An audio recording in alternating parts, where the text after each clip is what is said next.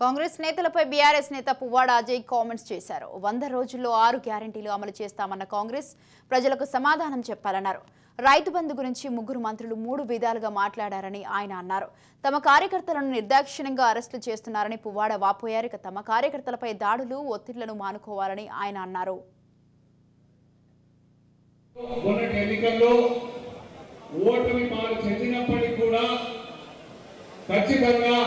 ఇచ్చిన మాట ప్రకారంగా బీసీ బిడ్డ అయినటువంటి నన్ను అన్న నామాల కానీ వెంకటవీర గారు మా మిత్రులు కానీ అజయ్ కుమార్ గారు అందరూ వచ్చి కూడా ఖచ్చితంగా గుర్తు చేసి కేసీఆర్ గారు వెంట ఉండి ఇది 2 సంవత్సరాలు కాదు, ఇంతకు ముందే వెంకటవీర గారు విపరీతంగా చెప్పారు.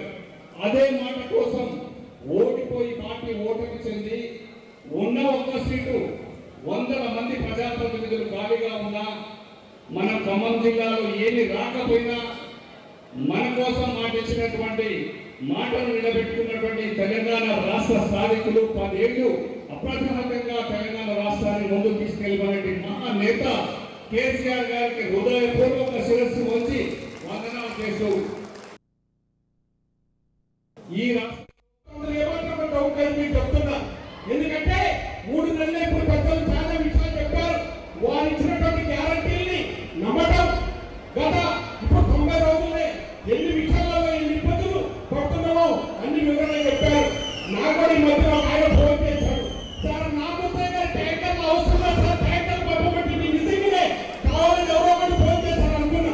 కానీ ఇప్పుడే చెప్తున్నారు ఆల్రెడీ ట్యాంకర్లు తిరుగుతూనే ఉన్నాయి, ట్యాంకర్లు అవసరం మంచిది అవసరం వచ్చిందంటే ఇవన్నీ కూడా ప్రజలు గమనిస్తున్నారు.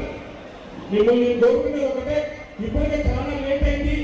ఏ విధంగా పార్లమెంట్ లో మీరు ఇచ్చిన అవకాశాన్ని తీసుకొని ఎప్పుడూ పార్లమెంట్ లో కూడా ఖమ్మం జిల్లా ప్రజల గురించి, తెలంగాణ ప్రజల గురించి, ఖమ్మం జిల్లా అభివృద్ధి గురించి అన్ని విధాలు కూడా నేను ఫైట్ చేసేటువంటి వాడిని.